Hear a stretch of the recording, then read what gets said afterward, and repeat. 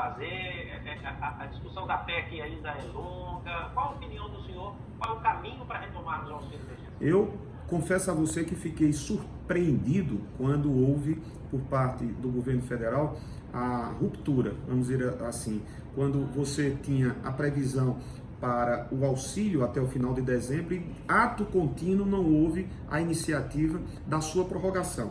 Durante esses 2 meses que milhões de brasileiros deixaram de ter acesso, Ronaldo, nesses milhões de brasileiros, muitos destes, milhares destes, passaram a inserir-se nos níveis ou de pobreza ou de extrema pobreza, e você não está exagerando quando fala na literalidade que muitos dos nossos conterrâneos estão passando fome.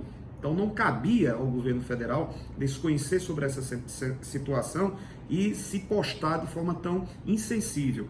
O que estamos a tratar é a necessidade desse retorno, seja em valores que possam ser e deverão ser discutidos também com a equipe econômica e sem fazer condicionantes, Ronaldo.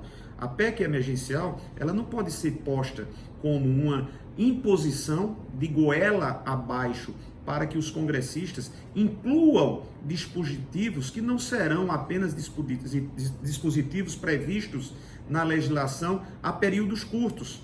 Eu quero fazer aqui um alerta. Alguns dos seus pontos, eles serão duradouros.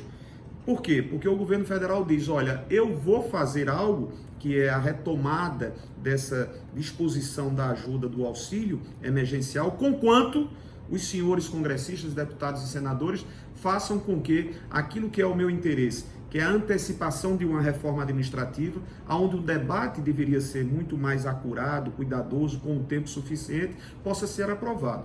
Não é honesto esse tipo de argumento. Nós não podemos colocar uma situação condicionada à outra. Nós temos que levar em conta que milhões de brasileiros estão passando, na literalidade, fome. E nós, do Senado Federal, devemos estar até meados, quem sabe até daqui a 10 dias, apreciando essa proposta.